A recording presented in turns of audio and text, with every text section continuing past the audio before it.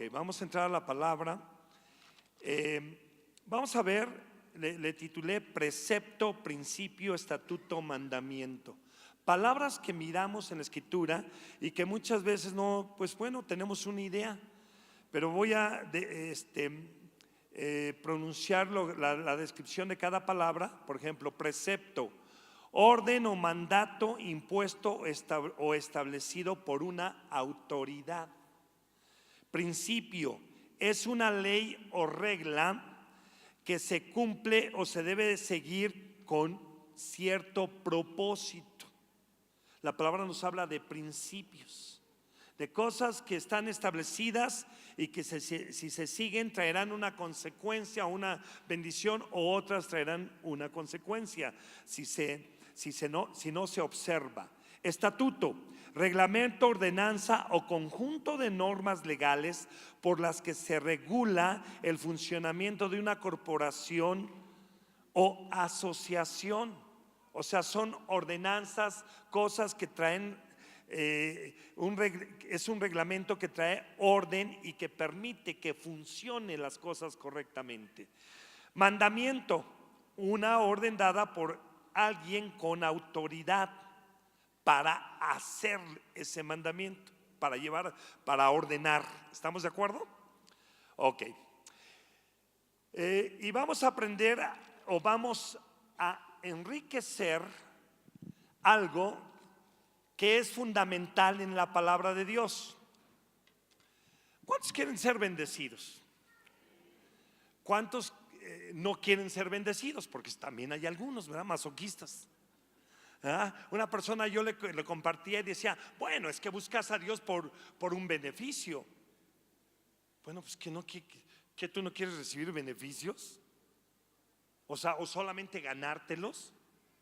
Porque en el caso espiritual, si una persona busca ganar, por ejemplo, el beneficio de reconciliarse con Dios por sus propios medios, ¿qué? Jamás, diga conmigo, jamás lo va a lograr. Es a través de la sangre de Cristo. Ahora, muchas veces nos acercamos por una necesidad que tenemos al Señor y queremos un beneficio. Por ejemplo, alguien que está enfermo y me acerco a Dios, pues a ver si pega, ¿no? Ya puso, ya hizo ritos, ya hizo muchas cosas, le hicieron una limpia y todo, y no le salió, y de repente dice, pues me acerco a Dios a ver si pega. Y Dios es tan misericordioso que aunque uno se acerca de esa manera, Dios tiene misericordia de uno. ¿Algunos vinieron de esa manera a Cristo? ¿Por una necesidad, sanidad, por un problema? Pues yo creo que sí. Muchos llegamos al caminar al Señor a través de eso. Pero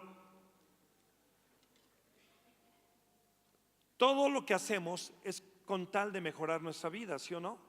¿Por qué trabajamos más duro? ¿Por qué buscamos invertir? ¿Por qué buscamos atender la familia? ¿Por qué? Porque queremos una vida mejor, mejorar cada vez nuestra vida. Pues el Señor quiere bendecirnos. ¿Cuántos quieren ser bendecidos?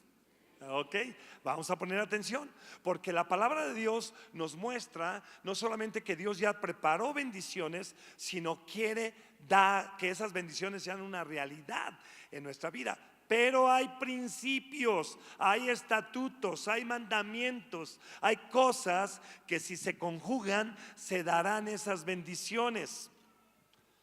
Vamos a Hechos capítulo 6, en la palabra del Señor. Aquí estaba sucediendo algo muy interesante. Tenía un tiempo que la iglesia había nacido. Cuando el Señor Jesús resucita, entonces se da a luz ¿qué? La iglesia. ¿Qué es la iglesia? Pregúntese, ¿qué es la iglesia? No me voy a decir una casita así, un lugar como esta es la iglesia. No, este es el recinto donde la iglesia se reúne. Levante la mano a la iglesia.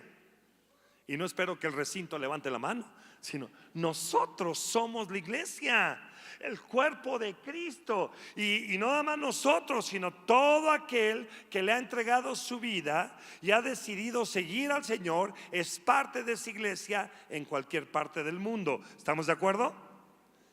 Entonces, pero cuando el Señor fue levantado y aquellos hombres se quedan en Jerusalén y entonces son revestidos del poder del Espíritu, y la primera exposición de la palabra ya en ese momento la hace Pedro.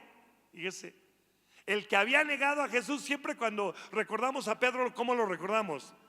El que negó a Jesús. Siempre ubicamos a la gente por lo malo y no por lo bueno. Pero Pedro en ese momento fue usado para predicar la primera prédica, y entonces en ese momento, ¿cuántas personas se unieron? 3,000 personas.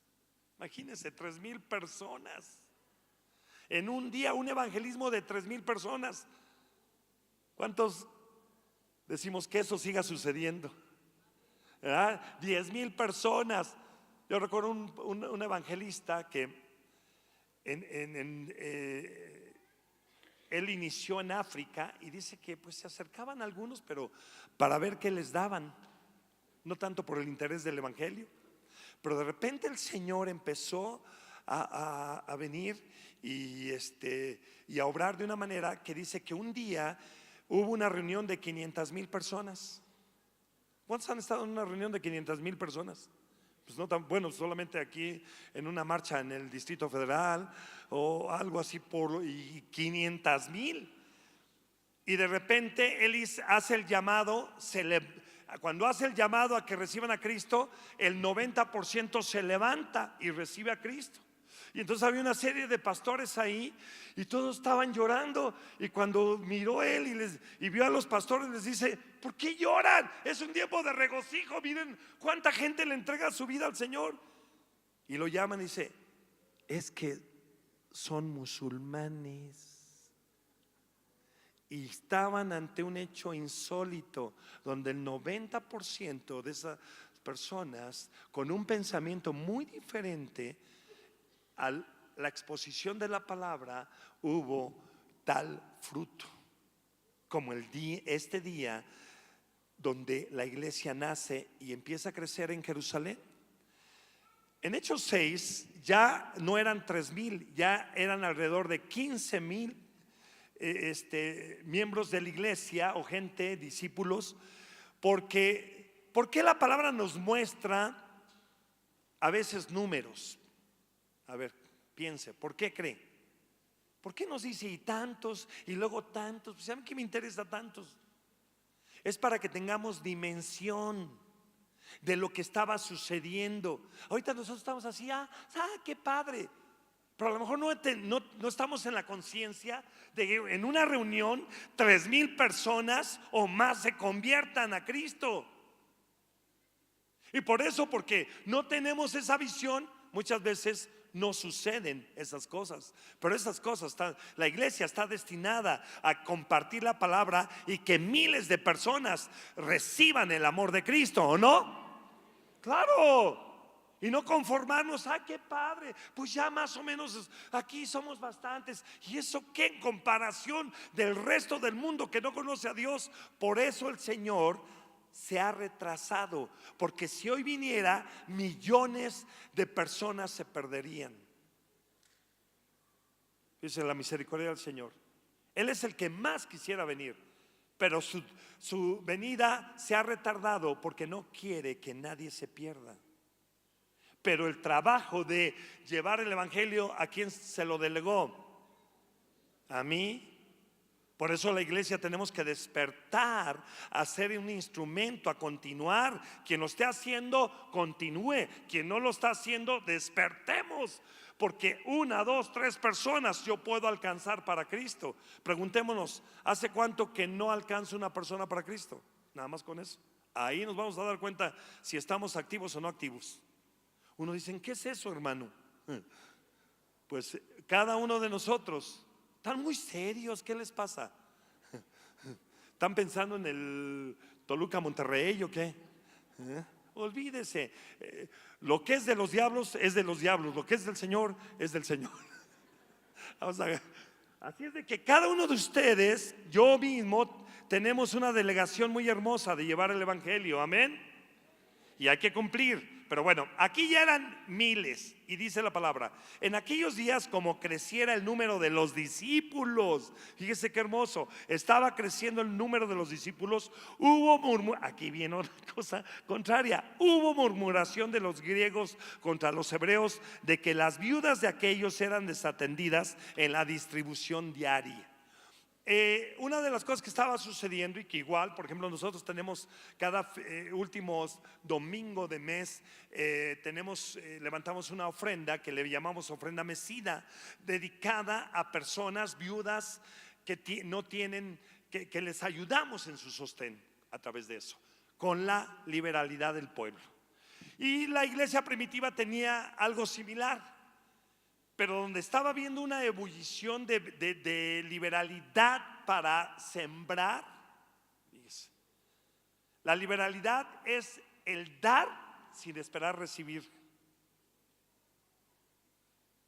Cuando la iglesia tiene liberalidad de sembrar bendición que ha recibido de parte del Señor, y lo hace con el único fin de bendecir a alguien sin esperar, se abren puertas tremendas de bien hacia la iglesia.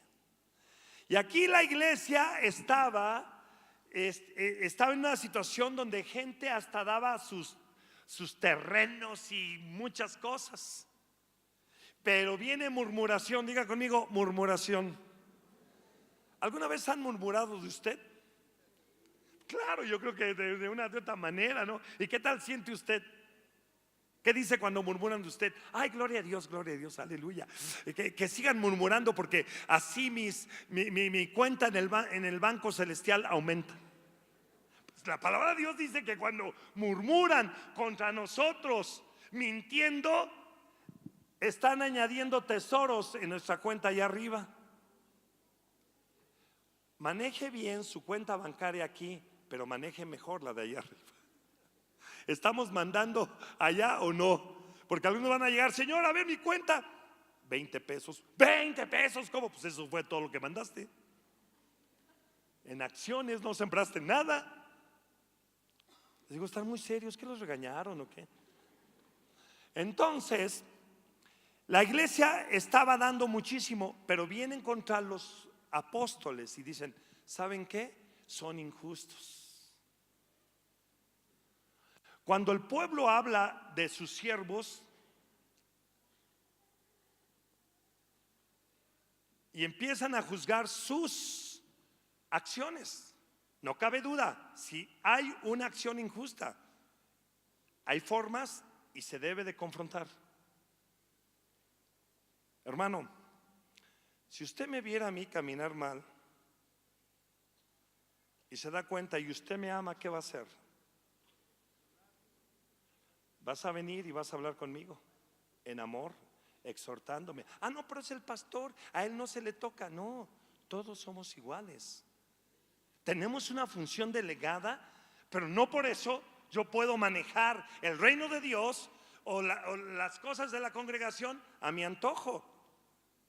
Hay personas que han venido: pastor, mire, yo vengo y si usted me permite. Le dije: mira, el dueño de la iglesia se llama Jesucristo. Yo aquí nada más soy un mayordomo. Nada más soy el que tengo las llaves, abro y cierro, pero hay reglas en el reino. Y si hay algo que hay que entender las reglas. Pero las reglas son ¿para quién? Diga, para todos. Por eso nadie puede venir y querer manejar las cosas del Señor a su manera, haciendo a un lado lo que el Señor ha establecido. Entonces viene una murmuración contra los siervos. Eso en un lenguaje coloquial se podría llamar tacos al pastor. Están haciendo al pastor taquitos. Cuando dice: ¿cuándo se sirven los tacos al pastor? Pues después de los cultos, ya en la comida empiezan a... ¿Te fijaste el pastor? Qué guapo está ahora. Eso nada más lo dice por... Ay, no saben cómo me liberé. No crean que es mentira, es por fe. Aparte, si le preguntan a mi esposa, va a decir hasta aumentado. Pero bueno, el punto es que murmuran, y en la murmuración es un acto que te quiere provocar a contestar aún de una manera equivocada y peor que la que te están atacando. A lo mejor en la murmuración verdaderamente hay cierta verdad, pero la murmuración no es el camino a arreglar las cosas. ¿Estamos de acuerdo? A veces desde la misma familia hay murmuración, ¿o no? El papá ve a la mamá con las hijas y ¿qué están secretando? A ver, ¿qué están hablando de mí? ¿Verdad? O viceversa. Y entonces cuando no hay armonía, pues es una guerra así como de que a ver quién habla. No, eso es terrible. Y entonces los apóstoles en medio de la murmuración no reaccionaron. Diga conmigo, no reaccionaron como muchos reaccionamos, ¿verdad? Mire, voltea a ver aquí, mire, ¿a poco no puro ángel? Pero ¿qué tal en Colón? ¿Qué tal en el viaducto cuando se te cierra uno? ¿Qué le dices? Te bendigo con el Salmo 155. Si saben, el Salmo 155 es el del chofer, ¿no? No, todavía no existe. ¡Wow! Yo me acuerdo una ocasión me acerqué y dije, son cristianos, porque iba el carro, tenía un pescadito, y yo que agarro y le digo, hola, ¿cómo están? ¿Qué? Y ya yo mejor aceleré y dije, creo que el cristiano es el auto, no el que maneja. Pero ellos no reaccionaron, y aquí viene una enseñanza muy tremenda. Ante las adversidades, especialmente las que nos provocan, tenemos dos formas de contestar: reaccionando o actuando. ¿Cuál es la diferencia? La reacción siempre va gobernada por los sentimientos y emociones. Por ejemplo, tú vas bien contento, saludas a alguien y en eso esa persona te recuerda el 15 de septiembre, el 10 de mayo, el 15 de mayo. ¿Sí saben a qué me refiero? Lo estoy diciendo diplomáticamente. ¿Tú qué haces? Una vez yo me acuerdo de un hermano y dice, ya casi me quito la capa de cristiano. ¿Qué me quería decir? Si casi le rompo.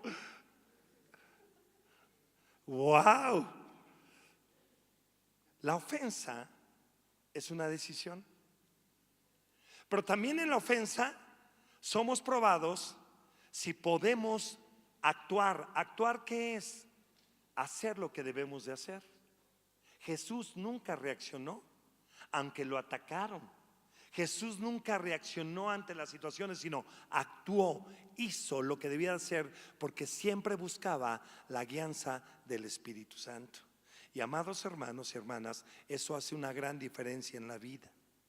Ante las diferentes situaciones que se nos presentan a diario en la familia, en el trabajo, en la escuela, en la sociedad, o actuamos o reaccionamos. En esta ocasión, fíjese lo que sucedió. Se levanta esta murmuración y dice, entonces los 12, ¿quiénes son los 12? Los apóstoles convocaron a la multitud de los discípulos y dijeron, no es justo que nosotros dejemos la palabra de Dios para servir a las mesas. Buscad pues, hermanos, de entre vosotros a 7 varones de buen testimonio, llenos del Espíritu Santo y sabiduría, a quienes encarguemos de este trabajo.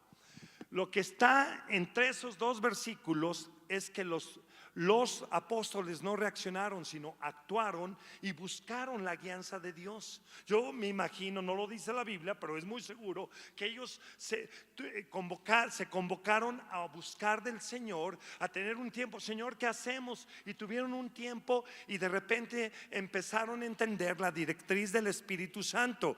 Y lo que el Espíritu les dijo es, miren, busquen 7 varones. En este caso, en el principio fue 7 varones que de buen testimonio. A ver, levanten la mano los varones y mujeres de buen testimonio. ¿Qué pasó, hermanos? Unos están en luto, media asta.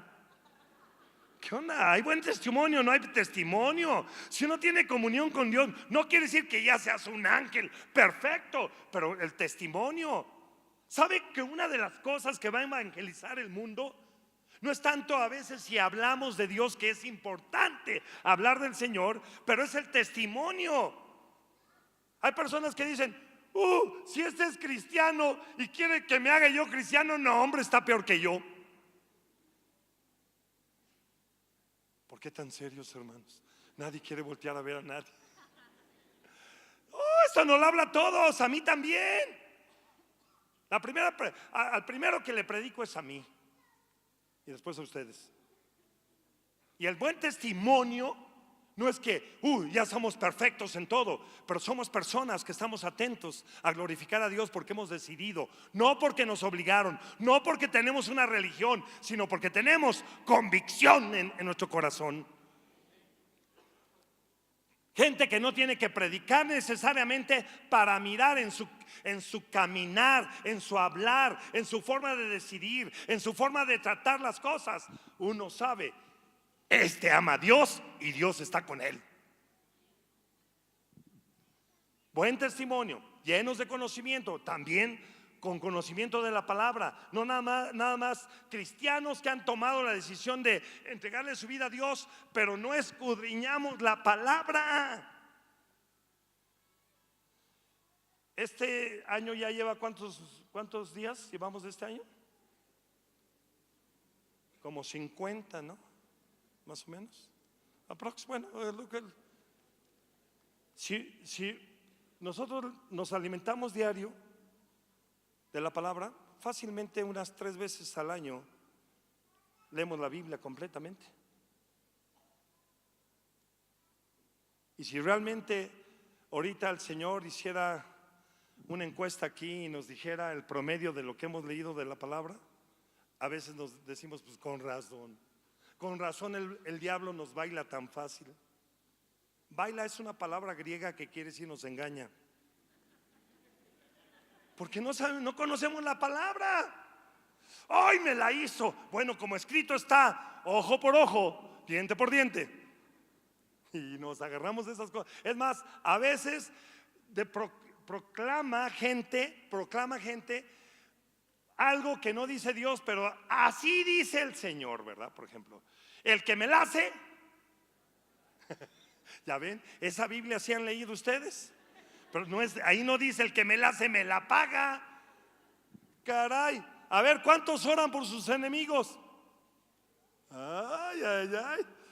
Y más si lo tienen al lado. No es su esposo ni su esposa. Ese no es su enemigo, aunque el diablo lo ha engañado a usted. No. La palabra dice que una de nuestras ocupaciones en la oración es que oremos ¿por quién? Por aquellos que nos tratan de dañar. Así es que en nuestra lista de oración, ¿quién debe de estar? Pues algunos de esos.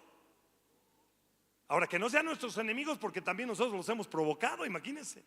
Pero bueno, ellos escogieron y entonces se lleva a cabo esto. Ellos se dejaron guiar, ¿por qué? Por el Espíritu Santo. Y el resultado lo leemos en el versículo 7.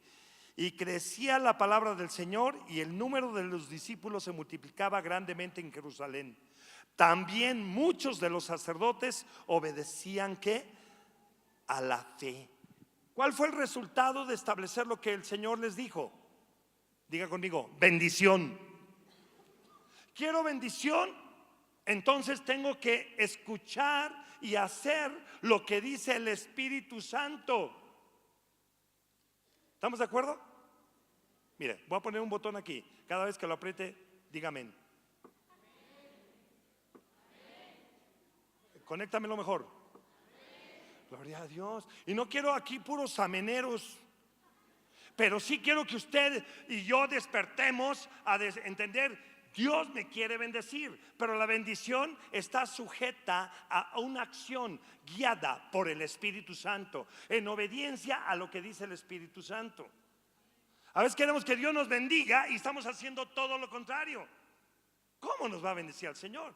Y por eso este es un ejemplo de cómo los discípulos vinieron y fueron bendecidos, la iglesia, y a raíz de ahí la iglesia empezó a crecer desorbitantemente. ¿Cuántos queremos que la iglesia siga creciendo?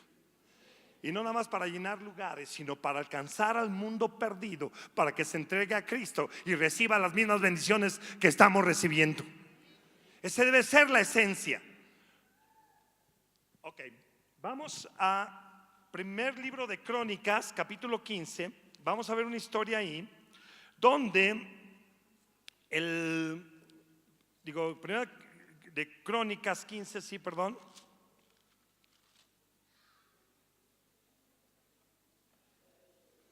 No, primero, segundo libro de Samuel, perdón. Segundo libro de Samuel, capítulo 6.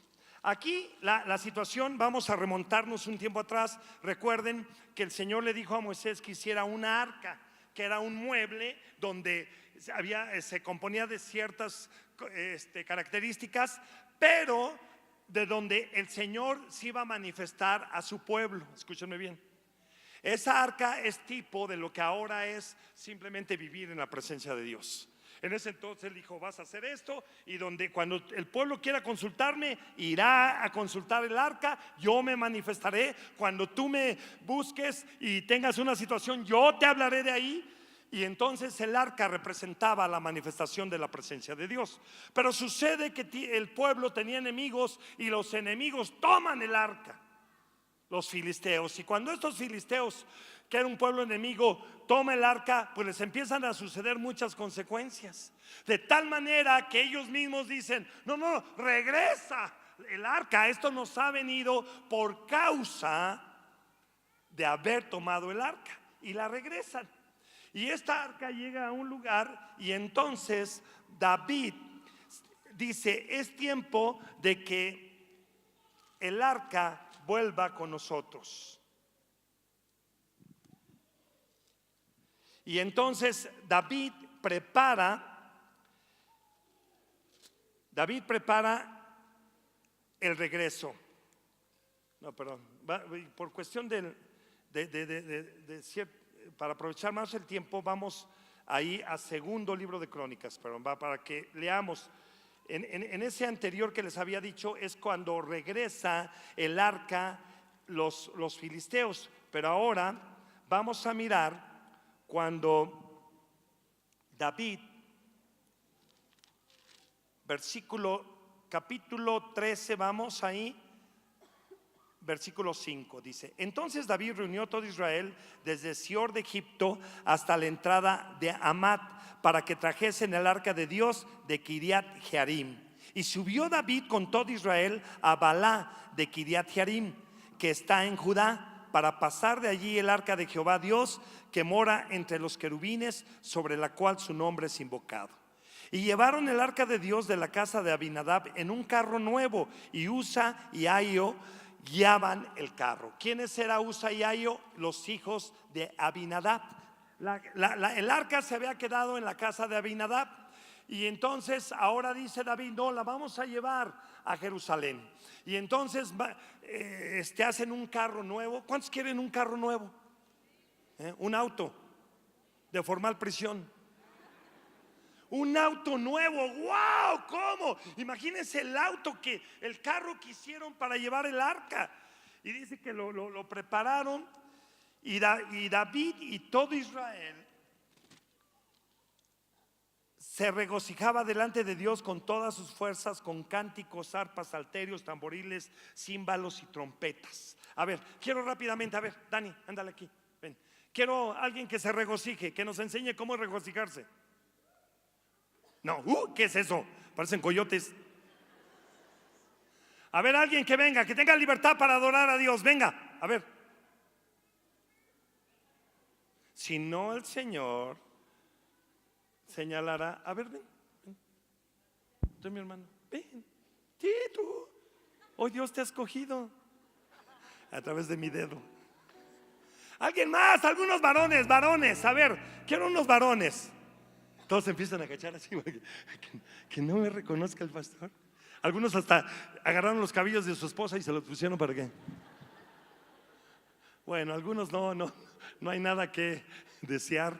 Gloria a Dios. A ver, ándale, ponme así rápido, 2 minutos. Vámonos, órale, jóvenes, más jóvenes. Gloria a Dios. A ver, una canto así de regocijo. Y dice, yo mientras voy a leer. Sí. A ver, y con gozo que andaremos celebrando su poder, con alegría en el corazón, con todas sus fuerzas, con cánticos, con arpas, con salterios, tamboriles, címbalos, trompetas. poder poderoso de Israel. ¡Órale! El Ya, poderoso listo. de Israel. Gracias, Dios los bendiga. Gracias. Dios les dé una indulgencia por esto que acaban de hacer. Así, pero imagínense cientos y miles, y no es una mentira. Por eso tenemos que tener imaginación cuando leemos la Biblia, acorde a lo que dice la palabra. Iban miles de personas danzando, glorificando instrumentos que ni siquiera a lo mejor los conocemos nosotros.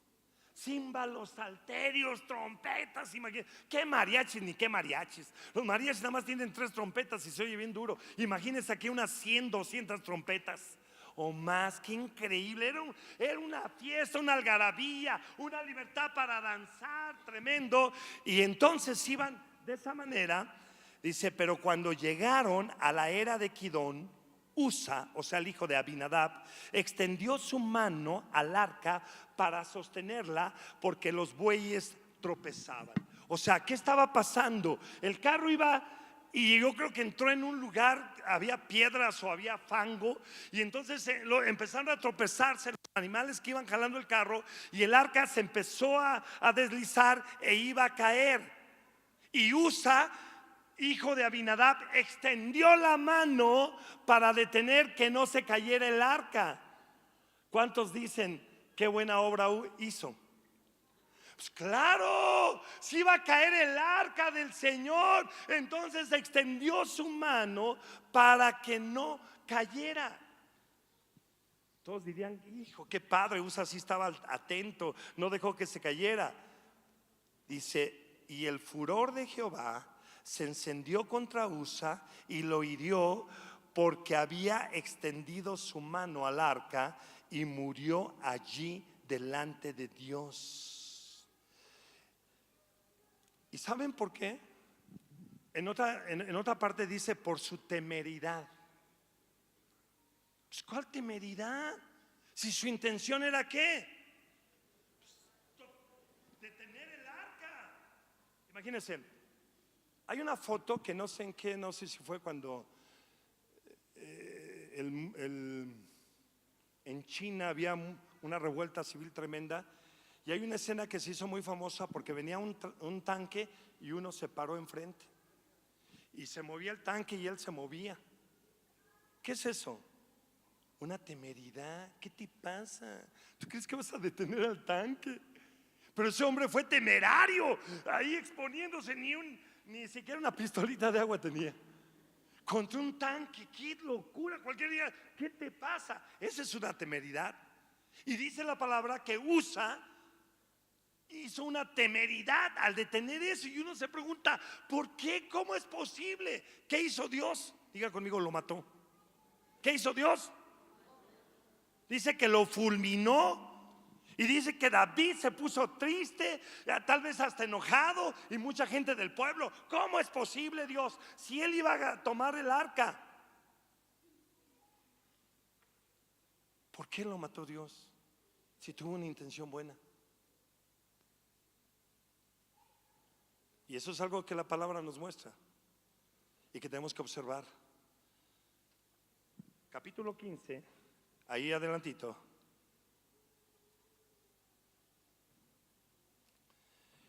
Versículo 11 dice, y llamó David a los sacerdotes Sadoc y Abiatar, y a los levitas Uriel, Asaías, Joel, Semaías, Eliel y Aminadab, y les dijo, vosotros que sois los principales padres de las familias de los levitas, santificaos vosotros y vuestros hermanos, y pasad el arca de Jehová Dios de Israel al lugar que le he preparado, pues por no haberlo hecho así vosotros la primera vez, Jehová nuestro Dios nos ¿qué? Quebrantó, por cuanto no le buscamos según su ordenanza.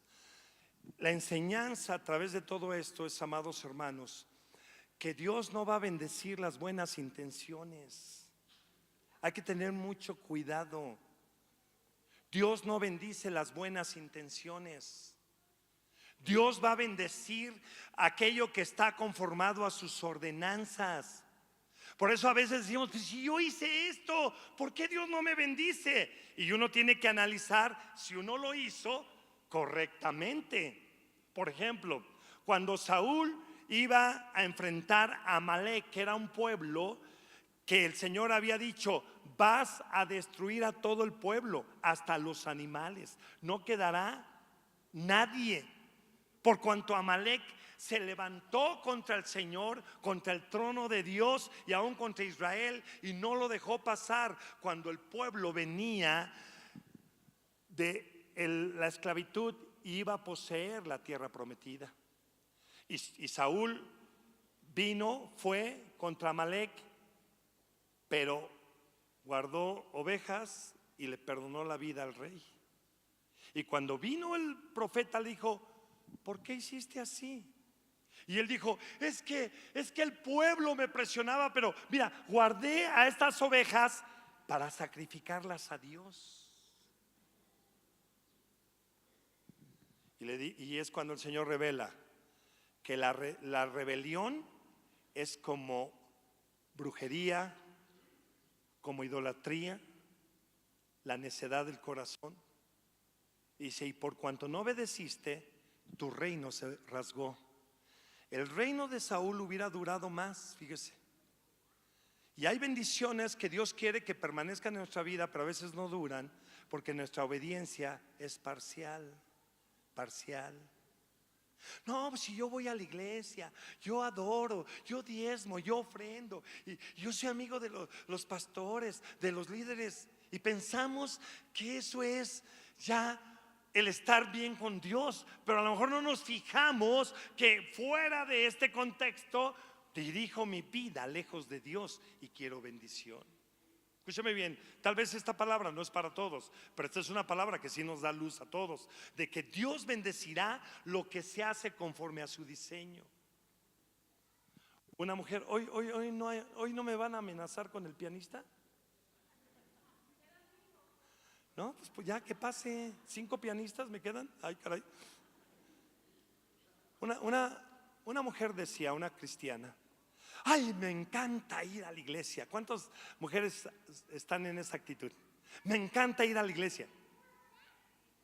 Ninguna. Pues ¿qué hacen aquí? Vienen ¿cómo se llama? ¿Amenazadas de muerte o qué? Hoy como que no sé, Señor, hay un como que espíritu de sueño. A ver, abran las ventanas, repartan hielos, palomitas. Despertemos. ¿A cuántas mujeres les gusta venir a alabar al Señor? Ok, gloria a Dios. Es como la otra semana les decía: a ver, ¿cuántos tienen dinero? Y nadie levantaba la mano. Bueno, si usted tiene de $1 para arriba, levante la mano. Eso es dinero. Igual, si usted viene con gozo, a lo mejor viene con situaciones. Y esta mujer decía: ay, me encanta ir a la iglesia, porque aquí sí se siente la presencia de Dios y en mi casa no. Escúcheme bien, porque a lo mejor algunos nos vamos a identificar. En su casa, su marido pues no se había entregado al Señor, pero tampoco era un desgraciado que la oprimía todo el tiempo. Pero como no era cristiano ella no obedecía, no se sometía a su marido, como dice la palabra. En la iglesia, gloria a Dios, aquí sí, la presencia de Dios. ¿Y en tu casa qué? Esa mujer desafiaba a Dios con esa actitud, porque no se sometía a su marido. Y someterse, amadas hermanas, porque van a decir: ay, pastor, ¿qué estás diciendo? Someterme a este siervo de... ¿Cómo que animal? ¿Cómo? Caníbal, pues es más o menos. Un caníbal es un animal que se come a otro animal. Gloria a Dios, no, está bien, libérese. Saque lo que hay dentro. ¿Cómo me voy a sujetar a esas cosas? Dice la palabra: sujetaos en el Señor. Ahora, cuando el marido le indique algo equivocado a la mujer, no es para que pleitees. Usa sabiduría para manejar esa situación. Pero esa mujer, no es cristiano, no me someto. Y entonces aquel hombre, pues, ser cristiano es tan loco. Y esta mujer, por el Espíritu Santo, fue confrontada a esa situación, tú no sientes la presencia de Dios en tu casa porque tú no haces lo que dice la palabra de Dios. No obedeces. ¿Qué no sabes? Dice el Señor en su palabra. Tu mujer, que por tu obediencia a la palabra, por tu actitud, por tu conducta, puedes hacer que aquel hombre se convierta, o viceversa. Y no estarlo, eres un incircunciso desgraciado, te deberían de cortar la cabeza, y eso ya le pedí al Señor que te recoja. Y lo quiere traer a la iglesia para que reciba la bendición. Ajá. Pero esta mujer entendió y se sometió. Al poco tiempo, el marido solo fue el que vino, porque vio una conducta diferente. Porque esta mujer obedeció la palabra, y la bendición de obedecer la palabra vino. Y entonces ya no nada más sentía la presencia de Dios aquí, sino también en su casa. ¿Por qué? Porque obedeció, se sometió. Y cuando hablo someterse, mujer, no es someterse a la tiranía de alguien, pero sí el Señor diseñó, si la mujer se somete al varón. Imagínense un hogar donde la mujer se somete al varón. ¿Qué dicen, hermanas? Bueno, edítame eso. Voy a preguntar de nuevo. Hermanas, un hogar donde la mujer se somete al varón. Amén. Estoy sangrando. ¿Qué onda, hermana? Vea la Biblia. Vamos ahí. ¿Quiere que le lleve a donde dice? Mujeres, sométanse a su marido. A ver, pónganse de pie todas las que tienen marido. Ya no se pone. Híjole. ¿Y el que tiene al lado qué es? ¿Su pirurris o quién? A ver, todas las que tienen marido. Yo veo algunas. ¿El que tiene al lado qué es? No es mi marido, es mi sustentador. Pues lo que sea. Bueno, siéntense ya. A algunas les da pena yo creo que presentar a su marido, no sé qué. La palabra de Dios a todas las casadas les dice: sujétense a su marido. No, pero no con tristeza en su corazón, con libertad. Sujétense, sométanse a su marido. Aleluya, ya se van liberando. Suéltalas. Así dice. Pero desgraciadamente tenemos una mala información de la liberación de la mujer y la equidad y todas esas situaciones que tienen ciertas cosas buenas, pero hay ciertas cosas. ¿Cómo la mujer someterse si no hay esclavitud? No se habla de someterse. A ver, ven. A ver, voy a tomar como ejemplo esta señora, me gusta. Ven para acá. A ver, vamos a ver si se somete, ¿no? Ven, mi amor, ven, pásale. Mírenla. Con esa risita hasta así media escaldufa, ¿no? ¿Cómo se llama? Sostener, ¿qué significa? Sostente a tu marido. Sujétate con él.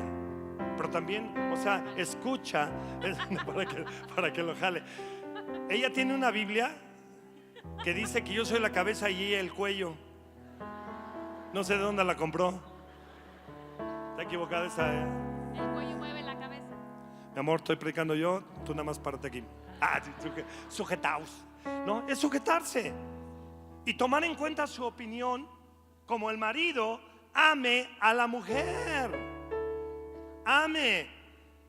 Déjele sus tarjetas de crédito. No, ame, dije. Perdón, me equivoqué. Eso es peligroso.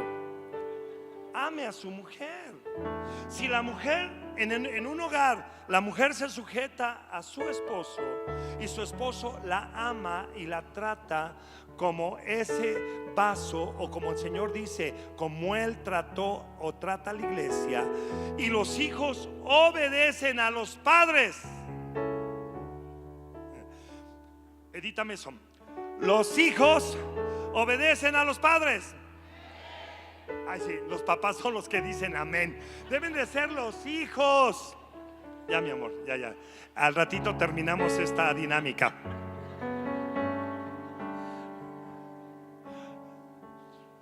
Los hijos, a ver, un grito de júbilo, los hijos. Ok. Los hijos obedecen a los padres. Y el padre principalmente se toma un tiempo para enseñar a los hijos de la palabra. Mujeres gritaron. Varones, a ver, un grito de júbilo. Padres, varones.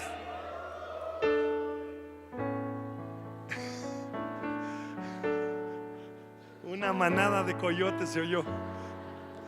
Ok.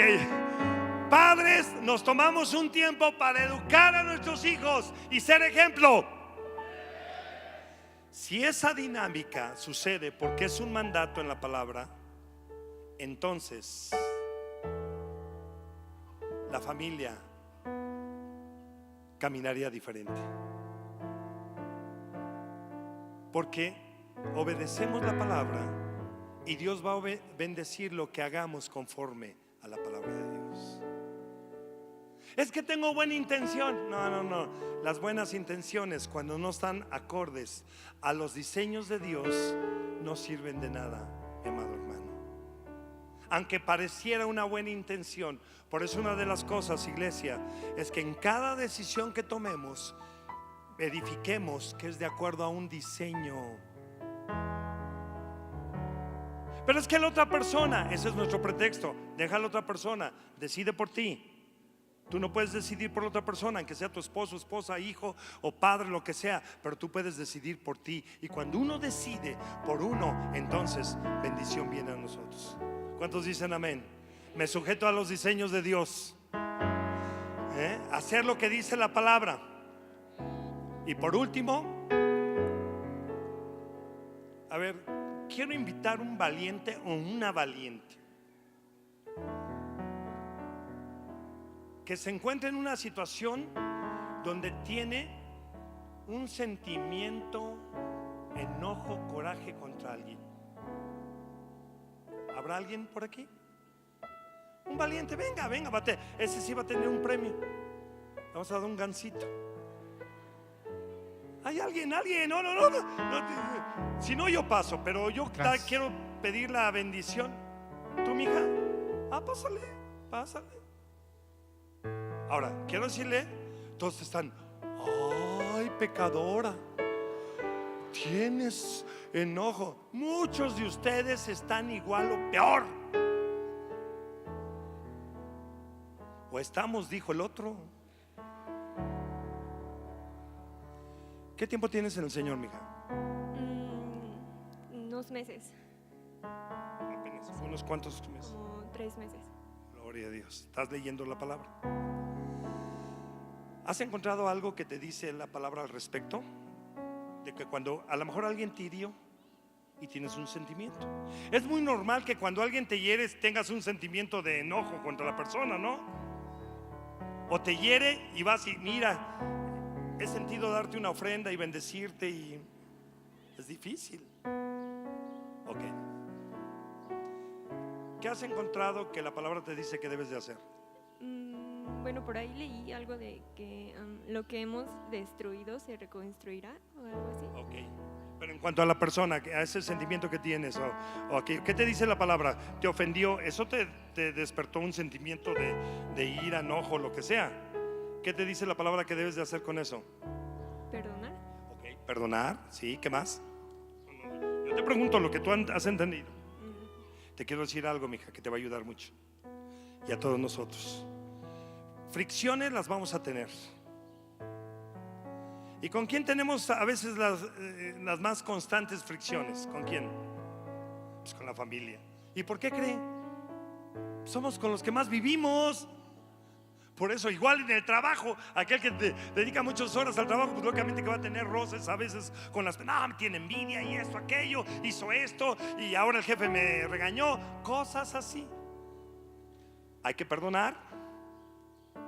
Dice la palabra orar por ellos, pero hay algo importantísimo. Si tu hermano peca contra ti, ve y habla con él.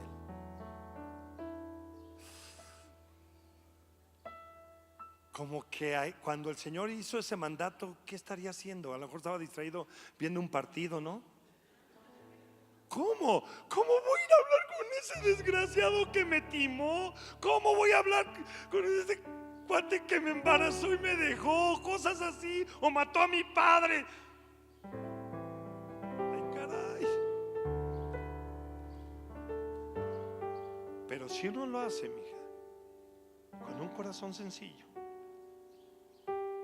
y sometido a la palabra, no importa lo que haya pasado, Dios va a sanar y te va a dar otra perspectiva, como la perspectiva de nuestro Señor Jesús, el cual, aunque lo injuriaron, aunque lo acusaron, jamás respondió de esa manera. Esa es la vida cristiana. Esa es la verdadera esencia. Qué bueno que alabamos a Dios y es a todo dar, así como pasaron y poder, pero que tenga un sustento verdaderamente en una congruencia de una vida que refleja las acciones de Cristo. ¿Es fácil? No, mi hermano, no es fácil. Pero también al ver el Señor que no era fácil, nos proveyó de su Espíritu Santo. Escúcheme bien. Soy templo del Espíritu Santo. Pero nada más para que yo diga soy templo del Espíritu Santo. No, para dejar fluir la manifestación maravillosa del Espíritu Santo y su poder. Y cuando nos sometemos, esas cosas, por muy difíciles, tú las vas a manejar. Ya no te van a manejar, ni en tu corazón te van a poder inyectar algo. Ahora, sabiendo esto, ¿qué vas a hacer? Hablar con ella. Perfecto. Pídele a Dios sabiduría, amiga, entendimiento. Te va a dar las palabras, te va a dar el momento y vas a ver la victoria del Señor. Padre, en el nombre de Jesús, bendecimos a tu hija y a cada uno de los que necesitamos hacer eso, Señor, tal vez con alguien que sí, a lo mejor no hemos buscado su mal, pero simplemente nos alejamos. Pero hoy quieres traer sanidad a tu pueblo, porque esa sanidad verdadera, interna, profunda, es la que hace fluir tu vida. Bendecimos a tu hija y declaramos que en lo que tú le indiques hacer, tu gloria se va a reflejar en el nombre de Jesús. Amén. Y no solamente eso, mi hija, vas a tener una gran victoria. Esos son senderos que se los estás enseñando aquí. Ella no va a tener que pasar, es nena, no va a tener que pasar por muchas cosas, porque la sabiduría de Dios va a fluir por el ejemplo tuyo, mija. Que Dios te bendiga y gracias por compartirnos eso. Le damos un aplauso al Señor por su vida. Póngase de pie.